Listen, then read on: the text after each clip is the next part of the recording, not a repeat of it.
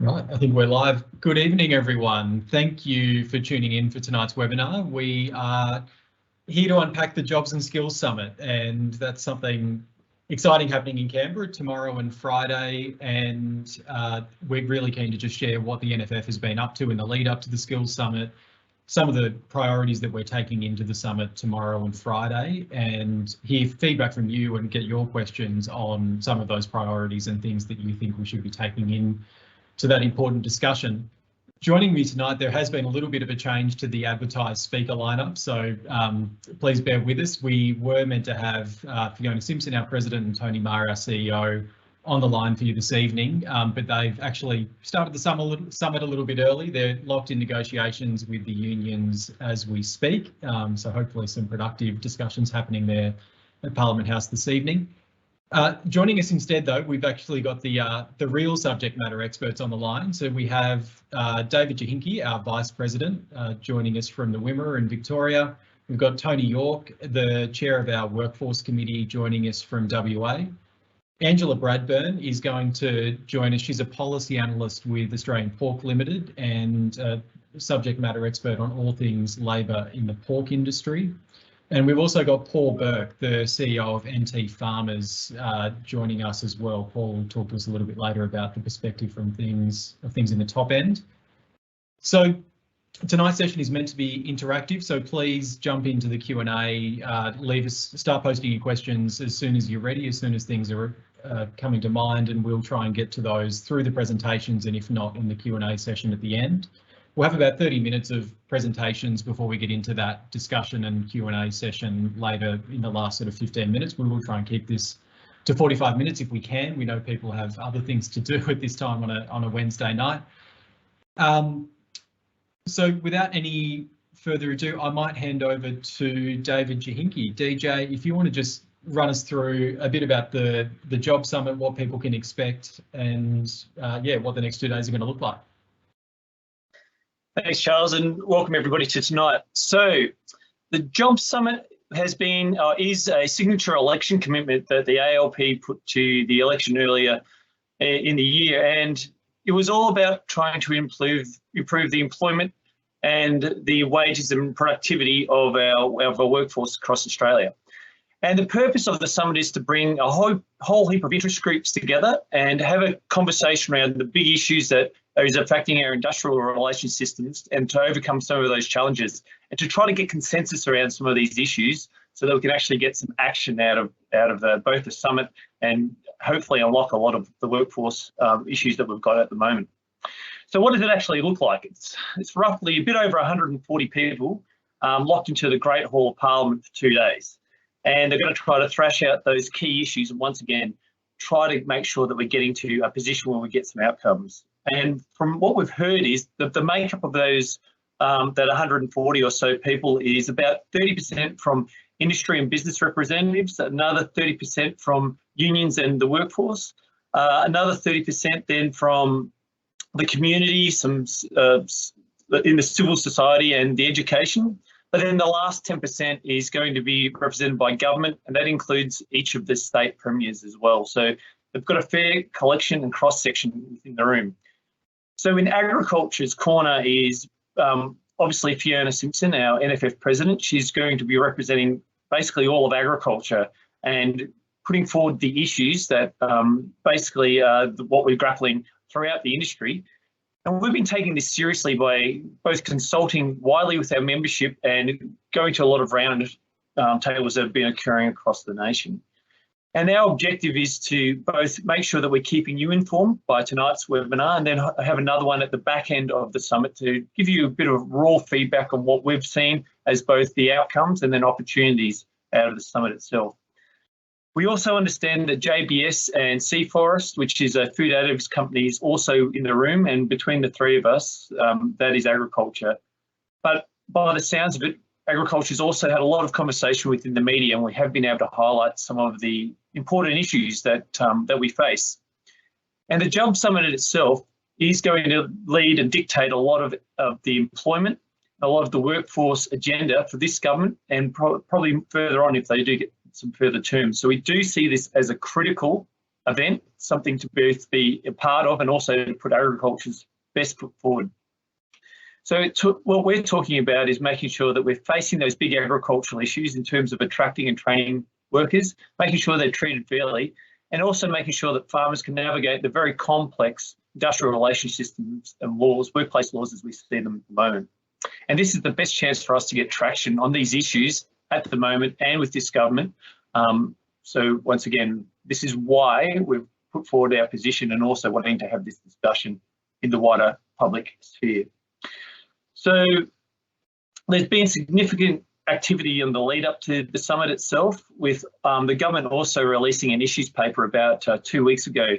And the 5 main topics out of what they wanted to discuss was maintaining that full employment and growing productivity within the nation, boosting job security in the wages, ensuring that we lift participation and removing barriers to employment, skills training and immigration, which is something that we've been very focused on throughout this whole discussion, and then also maximising the opportunities for new industries around employment. And each key minister has been tasked to host roundtables and forums with various stakeholders across the nation and different sectors to make sure that those issues are being heard prior to the summit itself. And so far, the NFF's been engaged with at least a dozen roundtables hosted by various ministers. And we've also had a lot of members join in on a number of other roundtables. So as a collective, we've had the opportunity to have our voice very clearly heard and once again get that message about what we need front of mind before the discussion takes off. And we've also, it's great to have Tony, who's going to speak next about what the Workforce Committee has been doing, both of those recommendations and the paper that we put forward to really put those key issues around getting access to workforce and making sure that we're able to both maintain and give them the best opportunity and career pathway through agriculture itself.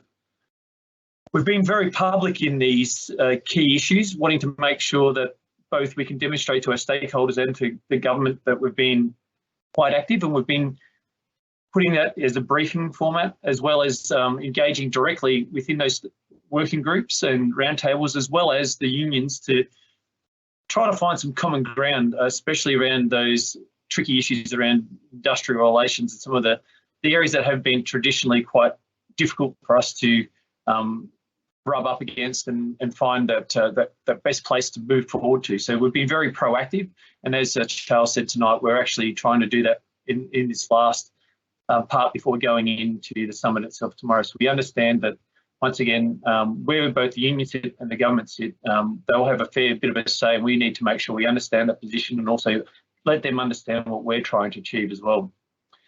So what we also understand is out of this summit that at the back end, all the key agreements and all the key actions will be captured and possibly made public very early within this piece. But the key part about the summit is a white paper. The back end is potentially setting up framework and policy, once again, for the government over this term and beyond, and making sure that we've got that our input into that as a stakeholder, but then also as a collective to really set the tone and tune of those 5 key areas that the government had put out with our key pillars about what we're trying to achieve. And we're understood that this process of the white paper is going to go well into 2023. But what we're calling for is any quick wins, any consensus that does occur out of the summit to happen quickly and to make sure that we're able to get people engaged. And that's going to be a true test of how active and how committed the government is both to getting outcomes to industry to make sure we can alleviate some of the workforce issues, as well as getting people back to work and also into the workforce itself. So I want to reiterate, this is a key important issue to our organisation. We've taken it very seriously, what this next 2 days means, both for agriculture and our members. We don't want this to be a talk fest. We really want to have some clear outcomes, some clear actions to be delivered at the back end and not just wait for the white paper to roll through. I'd like to thank everyone for joining in tonight. And once again, this is another opportunity to engage with a very long process that will run for months to come post the summit on our behalf, but then also on the government. So hopefully there's some great news for agriculture, and we're up for the challenge of any hard questions or any difficult issues that come our way. So with that in mind, I'd like to thank you for attending. Once again, we are your voice, and if there's anything that you want to discuss or put into the chat for us to talk about later, please do. And I just wanted to say thank you again for joining us. So I'll hand back to you. Thanks, Charlie. Thanks so much, DJ. And as DJ's outlined there, it is a really complex policy process that government's embarking on that we're going to be participating in. So please do chuck any questions in the chat, or if you've got any subsequent thoughts after this webinar, please make sure you're keeping in touch with us at the NFF.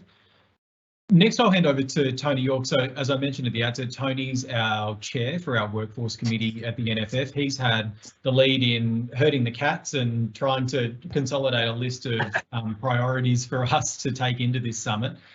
Tony, I'll hand over to you to tell us a bit more about that process and what our recommendations look like. All right, thanks very much, Charlie. So I think a couple of summary points I want to make first is by way of background, these committees are participated in with all our members of the National Farmers Federation family. So we've got quite a wide spectrum of input from pretty well every sector of the agricultural industry, and they've been actively participating in this committee over a number of years. So we've been able to build up quite a background, and we believe that we can sensitise that and represent the key issues that the ag sector is facing at the moment. One of the important issues that we need to remember is labour and skill shortages is not new for the ag sector. It's been a chronic issue for us for very many years, and it's certainly become exacerbated and highlighted over these last couple of years through the COVID pandemic, etc. However, the underlying issues have been there for a long time, and one of the great risks I think that we have in this summit is that our industry is going to be swamped and overlooked by all the other different players and all the other different industry sectors that are also at the table today, so in the next few days. So we're very conscious that we need to keep reiterating these issues, but a big fear, I think, is that we'll be overwhelmed by the other industry sectors, as has been the case in the past. I should highlight that this chronic shortage of labour that we've had that's recently exacerbated, there's plenty of demonstrations to prove that farmers are, deliberately making business and production decisions to minimise their exposure to labour. They're choosing not to take on new enterprises if it involves complex and high labour demands. They're changing the makeup of their industry so they can get to less labour-intensive options if they've got that choice. And as a consequence, there's a lack of reduction of productivity, a reduction of choice, and probably making food more expensive in Australia than it need otherwise be, and missed export and trade opportunities as a consequence.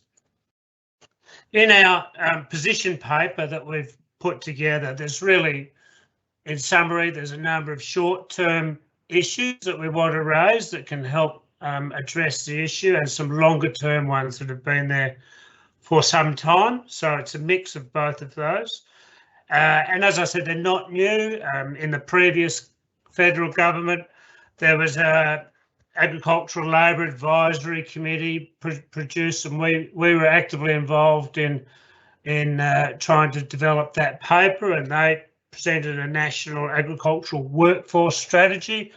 And many of those recommendations have not yet been adopted, and many of what we're trying to put forward are reiterations of the positions that we only took a few years ago with the previous government.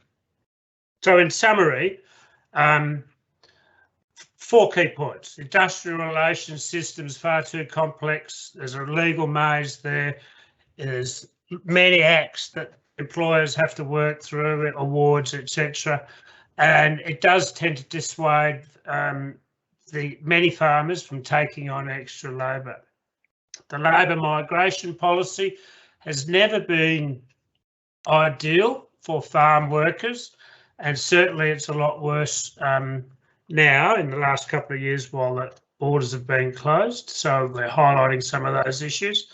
There's a lack of support in the ag skills development, the vocational education and training.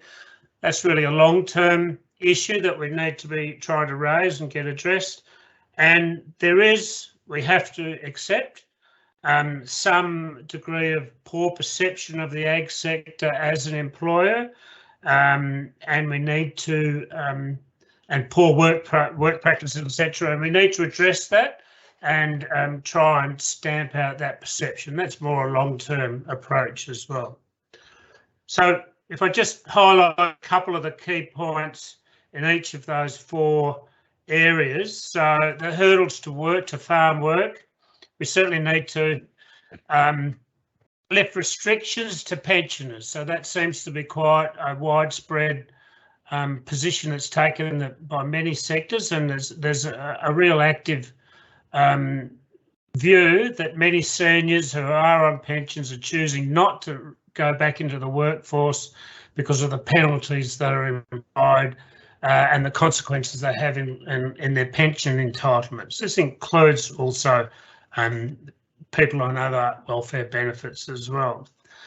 We are pitching that there should be some incentives to increase the level of on-farm accommodation, some incentives, some loans, some packages, tax offsets, or whatever, a suite of options that the government can choose, because it is quite clear that accommodation in many parts of regional Australia is a major impediment to extra employment. And we probably need some directed workforce counselling processes to let farmers more directly and more easily understand how they can go about what their key labour issues are and what they need to be doing to make it more coordinated and more attractive. In terms of a streamlining labour migration, reducing the visa time process. So there's frequently frustrations over the time frame and the qualifications and the triggers which the Immigration Department have to meet in terms of rejecting visa applications and so on. That really needs to be tightened up and streamlined, the processing times. There really needs to be a permanent increase in the caps that are placed on immigration countries on the number of holiday workers and working visas that are issued to each of those countries. And we need to improve the workability of the PALM scheme, the Pacific Island Work Program, promote it and ensure that it's supported employers are supported in getting it integrated into the workforce. On the more longer term side of things, we need more inputs and incentives in the vocation and education training programs, and that would include incentives and recognitions for students and graduates to allow them to work and contribute in the ag sector without it penalising them, giving them perhaps some discounts on the fees that are involved in getting tertiary qualifications, re-establish education and training advisor programs, and ensure that the Skilling Australia Fund is transparent, because there is certainly a belief and a perception that many of those funds that are supposed to be targeted across all industry sectors often don't get to where the real workforce needs are in the ag sector. And then continue working on more long-term industrial relations reforms. So taking away the complexity of regulatory burdens, give the Fair Work Ombudsman the function and the resources to more clearly define to employers what they need to do in terms of complying with employment issues, streamline the creation of enterprise bargaining processes, and to recognise some issues of non-monetary benefits that are definitely there, but they're ruled out by the strict adherence to the regulations. And also support the criminalisation of wage theft and inappropriate employment practices. I mean, we really need to be open about this. We want to stamp out inappropriate employment situations and remove as the perception that farm workers may be exploited to some degree and working in unfair and unreasonable conditions. There's one other little key thing.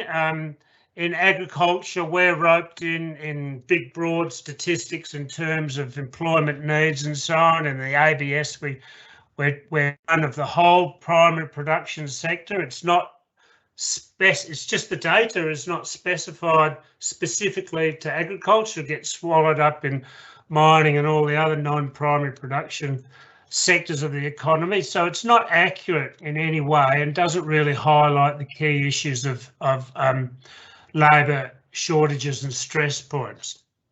So I think that's a pretty good summary. Thanks, Charlie. That gives us a bit of a background on some of the key issues. So I think, have you mentioned that all the participants will get a copy of our Jobs and Skills Summit paper? Is that right? Yeah, we have. We've just dropped that into the chat for anyone who wants to jump into the detail of all those recommendations. Okay. Thank you. Thanks so much for that, Tony. And as you can tell, it's a huge body of work that's had to come together through Tony's committee in anticipation of this summit. So congratulations to Tony and his committee on all of that work. Now, I'm sure there'll be lots of questions coming out of that, so please get them into the Q&A when you're ready. Now, though, we'll hand over to Angela Bradburn from Australian Pork Limited. APL's the peak industry body for the pork industry, and Ange heads up their workforce policy as part of their team. Ange, tell us a bit more about this from the pork industry perspective and what you're hoping to see. Yeah, thanks, Charlie, and thanks for having us. And I'll say up front, we are a member of NFF, obviously, and I'm involved in Tony's workforce committee. Workforce and also regional development is a really key priority for our industry, for APL. It's really important right now that we have a say. And so we, the NFF Workforce Committee is a really crucial forum for us to feed through, what we're hearing from our members through our formal forums, through our day-to-day conversations with them about workforce issues. So I guess in terms of our members and, some of the key challenges that are really pressing for the industry right now, not surprisingly, I guess it's really about the fact that we simply don't have enough skills and labour domestically. So the severe workforce shortages, the really tough, tight labour market that everyone's experiencing is really biting. And that's despite all the efforts the industry and businesses are going to with their attraction and retention initiatives. So it was talked about earlier and we could spend a lot of time on it, but I'm sure everyone knows, businesses are constrained as a result, and it's also impacting people. Staff are really tired. There's a lot of poaching and cannibalising of other teams going on, and that it's not really a sustainable way to operate. And that's, of course, on the back of resilience just generally being impacted by COVID, natural disasters, animal disease outbreaks, things like that. So, yeah, really, that is first and foremost the issue, and it's for our industry, pork production, also pork processing, meat processing. It's workforce skills shortages and labour shortages has been a long-standing issue for us. It is very difficult to attract Australians into roles in piggeries. We know that. We continue to try and address it, but it's obviously a long-standing issue, and it's been worsened through COVID. And I guess for us, being an intensive animal industry, skilled staff and sufficient labour is critical to maintaining those important standards of animal welfare, managing biosecurity, and in our industry that ongoing business continuity is vital. So we really need that critical volume of people addressed urgently, but there is that real shortfall that we're operating with. And I guess at Australian Pork Limited, and in speaking with our businesses, we know we need a combination of measures to address this, and that obviously involves developing our local pipeline, but there is certainly a role for migration, and the industry's got a long history of some really successful migration outcomes of, permanent residency and settlement in our regional communities. And we know that benefits our Australian workforce. So we've got businesses, another key issue, I guess, trying to fill those gaps desperately through the migration system as soon as possible, but it's very slow. Everyone's probably aware there's a significant backlog. It's complex, very costly, administratively burdensome. So that's an area that's an issue. It's an ongoing issue, and one that we focus a lot of our energy on. So we're certainly very keen to see fast-tracking visa applications as a result of the summit. And we've seen also another impact is that globally, and when we talk about migration, our overseas labour supply has been affected in other countries. So there's a lot of disruption and competition out there. It's been touched on as well, but housing and accommodation shortages, obviously, it's been talked about a lot, but that's another one we're hearing. It's really compounding this attraction, retention issue, trying to get people placed in regional communities. That general lack of services in regional areas is an impact. And I guess, when we look at this, I think a key issue that the jobs and skills paper that NFF have developed, it's explained quite well in more detail, is around the national training system. So we agree that, of course, that Training Australians should be a first step. And the pork industry has a really strong focus on formal and informal training. And that's required by animal welfare laws, increasingly technical industry. But we know, and it's talked about in the paper, that training markets, particularly in regional areas and, with a niche, or a specialised area, like we might have, the markets are thin. So if you can't show demand, you might not be well serviced. So there's some sort of structural issues there that we want to see addressed so that, training is accessible and we can continue to grow and upskill our workforce across the country. So I guess just in sort of finishing up, when we look at this whole area, I guess at a high level, we're sort of saying that we want our industry and its people to be supported by effective employment programs, training, a more responsive migration system, and also regional development policies and investment that ensure our regions are attractive places to live and work. So we'll be looking for opportunities to work with government on those sorts of things, and all of the outcomes that Tony has talked about that are in the paper there. We think we've got a role to play. So breaking that down, that includes, of course, all our schools and career programs, migration certainly, ensuring that's more aligned to industry needs, more responsive, skills and training, leadership development as well. We've got a big focus on that. And then, regional development. I guess we have to look at regional development hand in hand with workforce solutions for our industries. The final point, I guess, is some of the short-term things we'd be keen to see come out of the summit. Fast-tracking visa approvals, addressing that as, I guess, an immediate, relief for businesses that have needed to go down that path. And also, I guess it sort of expands a bit on Tony's point. We would really want to see that, a couple of key things recognised and recognised for agriculture and regional Australia, and that they be taken into account when considering workforce policy and jobs and skills. So, that's about the essential nature of the agriculture sector, of the food supply chain to Australia. And it's unique, I guess, the industry and the region's unique labour market constraints. So we think, and the government talks about it, so, we hope that they follow through with it, that these policies, they've got to be based on evidence, good data, and, that in developing them, government be working with key stakeholders on understanding that in more depth, down to that grassroots level. So I think I will end it there in terms of key issues that are front of mind and sort of what we're thinking about in terms of the outcomes of the Jobs and Skills Summit. Thanks, Charlie. That's great. Thank you so much, Ange. That was fantastic. A lot of commonality, obviously, between what NFF's talking about and what APL are looking to see. I'll now hand over to Paul Burke. Paul's the CEO of NT Farmers. So, Paul, keen to get your perspective on how these issues are playing out in the top end and what you're hoping to see out of the summit.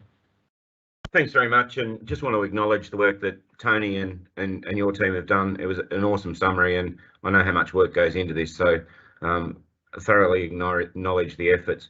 I guess I'll start with a little bit of scene setting. So over the last 2 weeks, I've travelled from Carnarvon to Mareeba, and I'm sitting in Mareeba tonight, and I've been out on farms all day today, just talking to growers in the Mareeba region, as well as extensively through the territory over the last 2 weeks. So I think I've got a fairly good handle on some of the issues that growers are facing at the moment. And I guess the first one that I really want to focus on is around accommodation. We have a severe shortage of accommodation right through the regions, and it doesn't matter where we go. And in a lot of cases, we're competing with larger mining companies and startups for accommodation, and we're priced out of the market. So I really think we need to do a lot more in on-farm accommodation, and I think there's a real opportunity for accelerated depreciation. So instead of writing your accommodation over a 30-year period, let's look at some ways to write that off over a 3-year period. And I think until we can address the accommodation shortage in most of our regions, we're not going to address our workforce issues. So some of the other really big challenges that I think are unique to the north, but they do have relevance to everyone. The removal of AgMove for seasonal workers, so the ability to be able to move people around and have some sort of subsidy. When I flew across, I paid $1,143 for an airfare between Darwin and Cairns. 2 years ago, I would have got that for $300. So now we've removed the AgMove subsidy to move seasonal workforce around. We've priced some of our more remote regions out of the market, and we're really struggling with getting workers to commit to come up here because of the cost. So there are a couple of things that I think are a little bit unique, but there's some other social issues that sit alongside of that. And when we get to the more senior positions or the more technical positions that might be coming with their partner and children, we've got no access to childcare. Childcare is fully booked in nearly every remote or regional city across the north. So it takes away the ability for both husband and wife to work. So someone's now dedicated to looking after the kids because we can't get access to childcare. It's just fully booked, and the shortages in those spaces, and they're suffering the same workforce issues we're suffering. So there's limited chance we're going to get more childcare places open up, and that comes back to that accommodation conversation. Without both of the people working, they struggle to pay rent, and it becomes less attractive for them to move to a region. So I think that's a really big challenge, and I think one of the areas we haven't done well as an industry is include local government in these conversations. So local government has a critical role to play in approving any on-farm accommodation, and some of those processes are very cumbersome and very time-consuming and not particularly practical. And you look at Kununurra, for example, where currently you can't build on-farm accommodation because of a fear around people wanting to subdivide blocks of land off. So there's some issues in how local government interacts with state governments or territory governments, and then through the federal sphere. One of the other areas that we are quite concerned about is there is quite a large latent capacity of unemployed people that sit under a CDP program or a work for the dole type scheme in North Australia. So I'm specifically talking about remote communities, and if I look at the top end from about Katherine North, there's about 17,000 people on that program, and we are quite concerned that the government's going to want us to look very closely at that workforce. Well, we think they're separate issues, and there's longer term reform that needs to take place and training before they can be considered as part of the workforce. So we are really conscious that we don't want to end up with an adverse outcome in that particular place. I won't go into too much detail, but I think more flexibility in the visa schemes, and we're very keen on looking at a program, given our proximity to a lot of the seasonal worker host countries. So Dili, for example, is 45-minute flight from Darwin. Brisbane's 2 hours and 40 minutes. At the moment, I can fly to Dili for about $350. So we think there's an opportunity for more flexibility. And if you look at the 304 hours over 8 weeks component, we could potentially have workers coming in for 6 weeks at a time, working the 304 hours over 6 weeks and then going home to have a couple of weeks off, and almost treating it like a fly in, fly out workforce. So some sort of surge capacity within workforce, I think, would be really welcome. And for us, absconding from seasonal worker programs has become a really big issue. So that conversation around national accreditation of labour hire, I think, is a critical part of the conversations. We need to tidy up some of our own backyard as well, and acknowledge that we have some work to do with our sector as well. And if we are going to get any gains, we are going to have to give some things up. So I think, you know, that's one area that I think has tremendous opportunity to stamp out some of the really crappy practices that sit within our industry. And I think the last component, and it goes to a development component, and it goes to the 2030 target of $100 billion. People are considering their future developments, and they're now factoring workforce as a significant component of their planning and their due diligence process. And we are seeing people balking at setting businesses up in the more remote areas due to the impacts of, you know, where am I going to get my workforce? How am I going to house my workforce? And all of those type of questions. So I think there is a whole conversation to be had around our $100 billion target and what some of these workforce implications will have in reaching that. So I think that's pretty much it. We do share a lot of the common issues. I guess the key ones for us are remoteness, tyranny of distance. One of the farms I visited last week is actually the most remote farm in Australia, and it's 6 hours for him to actually go and get a cappuccino, and he keeps reminding me about that. So, you know, he's a good 450 kilometres north of Alice Springs and 1,000 kilometres south of Darwin, and his closest point of call is Tennant Creek. So, you know, we do need to acknowledge that in the north things are a little bit different, but we do share many of the same problems, and we're certainly behind everyone else's plight and don't want to see something adverse happen in other regions because we're pushing for certain things in the north. Over.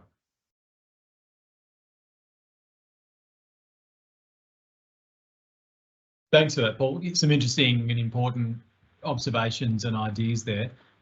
We might move into our Q&A session now. So if you do have any questions for those people on the line that you haven't put in the chat yet, please drop them in. We've got a couple come through already. Might just start, DJ, by going to you on something. So I guess you've said in your opening comments that, you know, NFF doesn't want this to be just another talk fest, which I think we all acknowledge is a real risk when you put 100 people in a room together. What's your sense at this stage, looking at some of the media commentary and the positioning ahead of the summit? Do you think that there is scope for some real agreement and breakthrough here?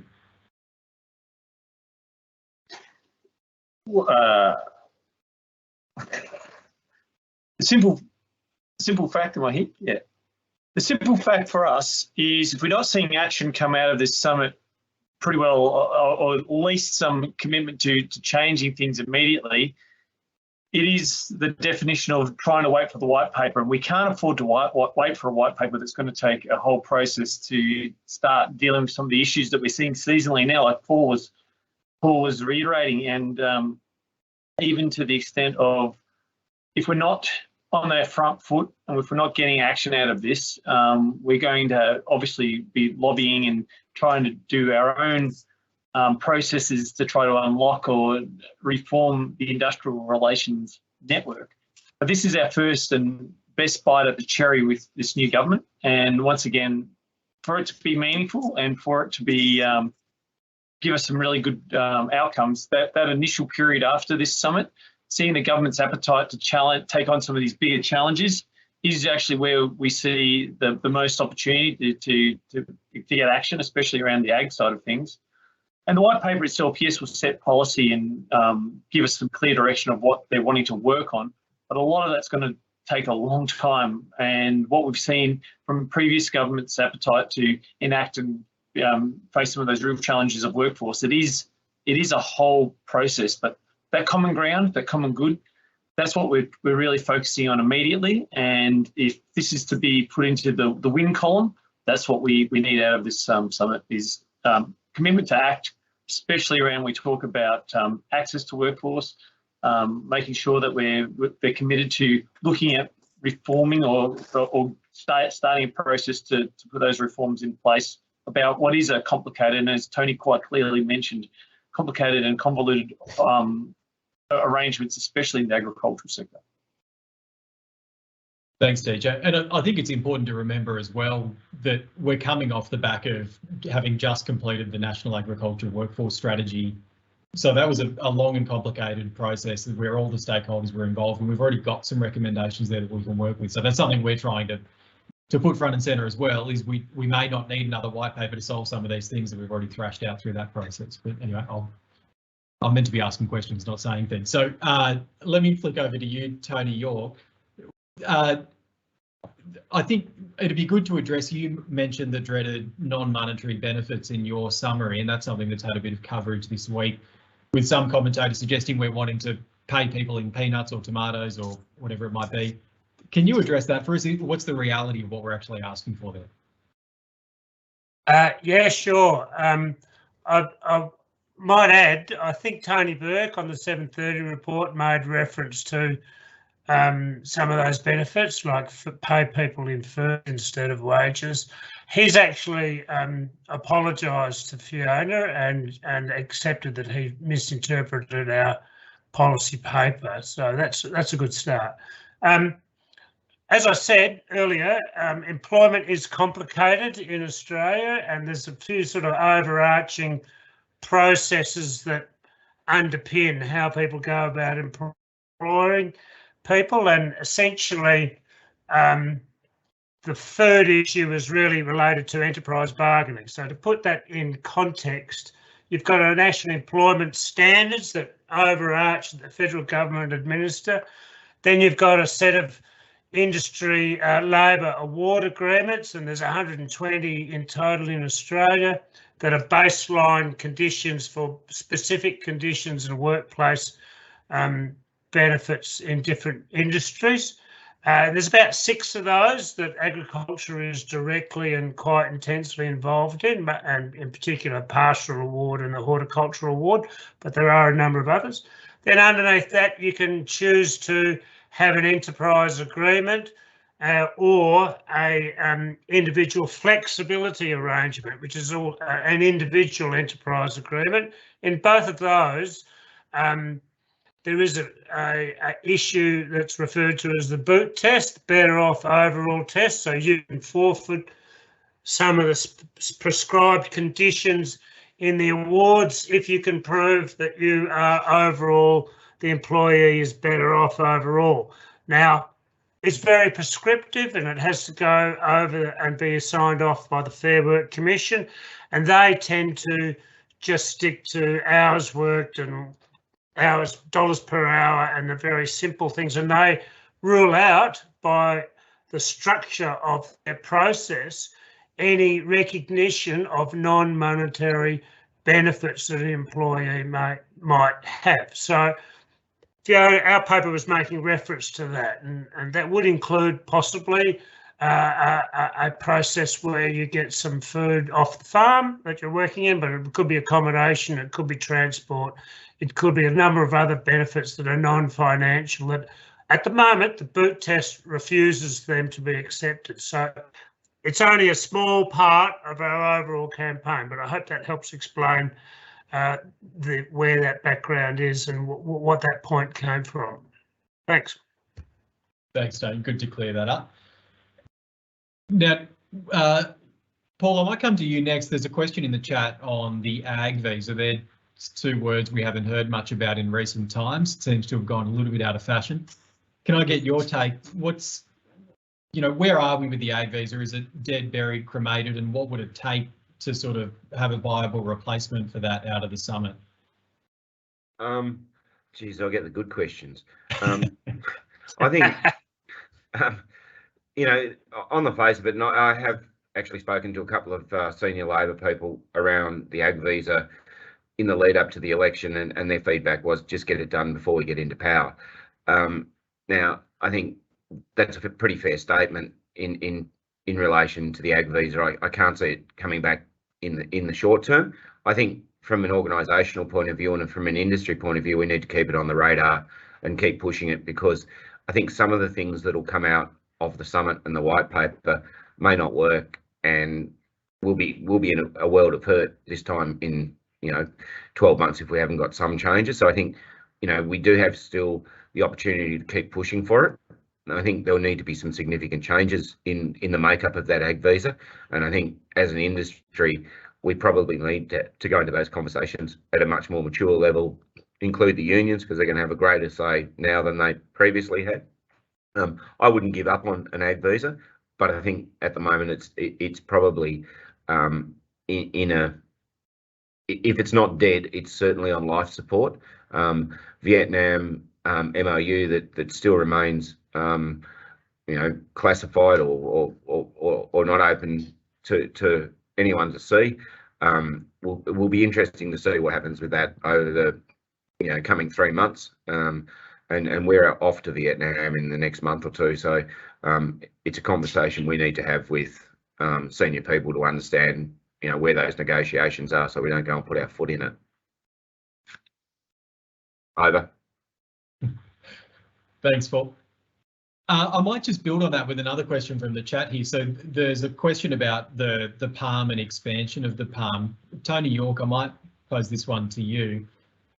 Is it likely, do you think, that the government will consider expansion of the palm to other countries outside the Pacific?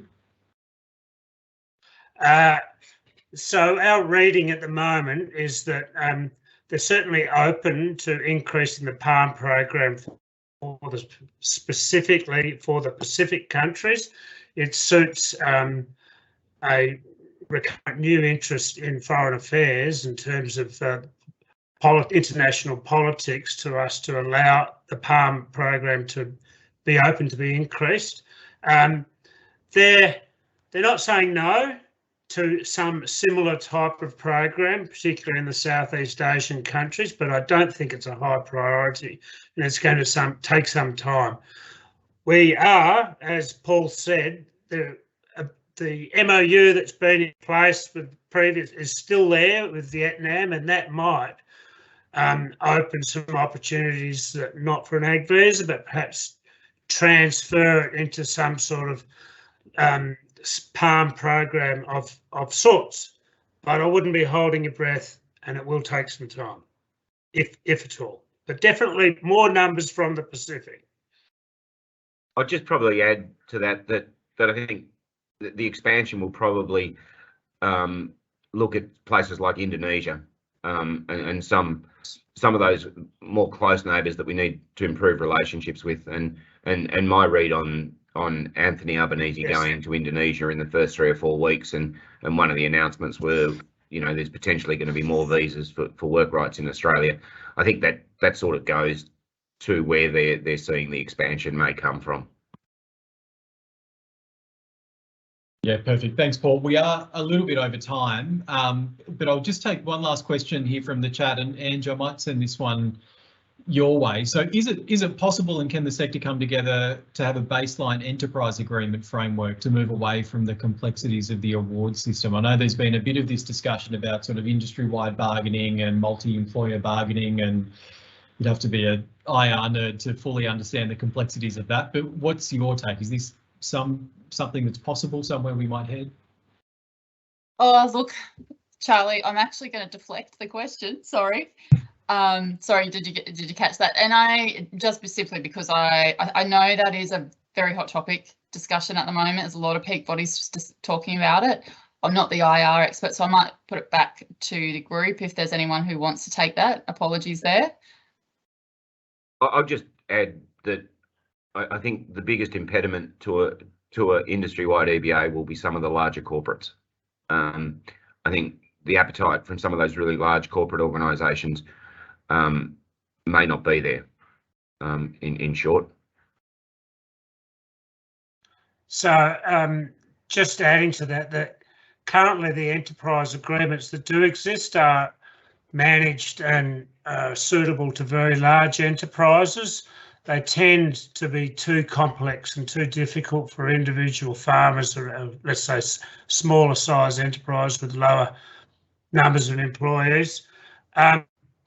So we, as an industry, tend to work with these individual flexible enterprise arrangements. It is possible to maybe get some templates up, but it is going to be a lot of hard work for probably us to try and demonstrate that there can be some template enterprise agreements that individuals can work around. But I wouldn't think that it's likely to be significant in the short term. Right. Thanks, Charlie. And thank you to all our speakers. We have gone over time, and I appreciate everyone on the line for hanging in there for what's been a really interesting discussion. Appreciate everyone taking the time tonight. It's been, really great to have people engaged, and we want to keep you engaged as this process continues. As DJ mentioned earlier, we will have another one of these webinars post the summit just to talk about the outcomes and where things look like they're likely to head once we've got a bit more clarity. But for now, thank you to our speakers. Thank you to people who have tuned in. We did put a link in the chat earlier to another webinar happening at 7:30 this evening. If anyone's in for a webinar binge this evening, this is your opportunity. The NFF's slowly turning into Netflix, it seems. So yeah, please do go over and check out the AgCareer webinar, AgCareer Start webinar later this evening. And last but not least, we would love your feedback on this evening's session and any other thoughts or suggestions that you have as we head into the summit over the next 2 days. So shortly my face will disappear and you'll see a QR code to a survey. If you'd like to fill that out, we'd really appreciate it. But for now, we'll sign off. Thank you all for tuning in, and we'll look forward to seeing you again soon. Thanks, Charlie. Thanks, everybody. See you.